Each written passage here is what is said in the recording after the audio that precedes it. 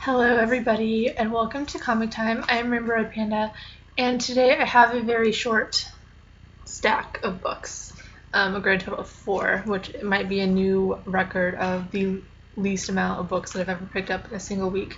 There are some that I didn't get that I will either be going back to the store for or that I have to order. I will get into those later, but for now these are the 4 books that I did get. Start off, we have the DC Universe Rebirth. I have heard some really good things about this book. I've heard a few negative, but for the most part, the reaction has actually been very positive, which is good because I wasn't sure how I was going to feel about this. I feel like the DC events that they have done in the past, I haven't been super obsessed with compared to other companies doing events. DC usually is always a little underwhelming for me, and I'm hoping that Rebirth sort of changes that for me. I will say that whenever everything sort of relaunches and resets, I'm not going to buy all of the books. In the past, I would have bought all of the books, but I'm going to definitely be very picky about the titles that I get. I'll probably get the same few that I've always gotten and maybe try a few other things, but I'm not planning on picking up everything. So whenever the relaunches happen, let me know what you guys think of the different books because I'm not going to be reading them all and I'll be very dependent on reviews. So keep that in mind. The second book I got is Deadpool number 12. So I'm looking forward to this one. I think this one might be starting the new arc. I feel like the last one sort of ended, or at least it was fairly over. So I'm thinking this one starts a new one. If not, it's the conclusion to Deadpool number 11. We have SpiderMan Deadpool number 5, which I love these books. I think they're really amazing. I don't know. I just really like them, and I'm looking forward to reading it. And the last one is The Rocks number 7, which I did not really a review on 1 through 6, but I did a what I think of the writing so far. And so you can watch that video. It's a few videos back. So definitely check that out if you're interested in Drax. I'm looking forward to reading it. I haven't read it yet, but I think that it'll be good. So we'll see. The books that I didn't get to get, the new accelerators came out, which I don't have that. I don't have a pull at my shop yet, so I didn't get a chance to order that. It's not something that they naturally carry, so I have to order that for sure. And I also did not pick up the new Captain America, which I need to go and get from my shop. That book, I feel like Captain America in all sense is just very talked about right now between the Civil War movie, which I saw and I had mixed feelings about. I will go into that. Maybe I'll make a separate video on my feelings on Civil War. I will say that I liked it a lot better than Batman vs. Superman, but that doesn't really say much because I really didn't like that movie that much at all. So I liked Civil War better.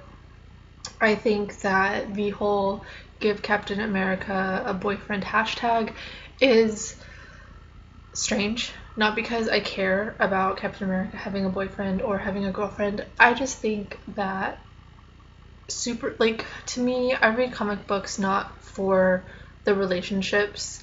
I read them for the characters having, their villain conflict and, them doing their character thing, not for, who they go home to afterwards or anything like that. So to me, that's almost irrelevant. I don't care if Captain America is gay, straight, bisexual, transgender, any of those things. I really don't care about any of that. I just care about him being Captain America. So to me, that's just not something that I really think is relevant. I would rather him just have a good solid storyline and a good solid book. If they work that in, then I guess that's great, but that's not something that I'm even looking for.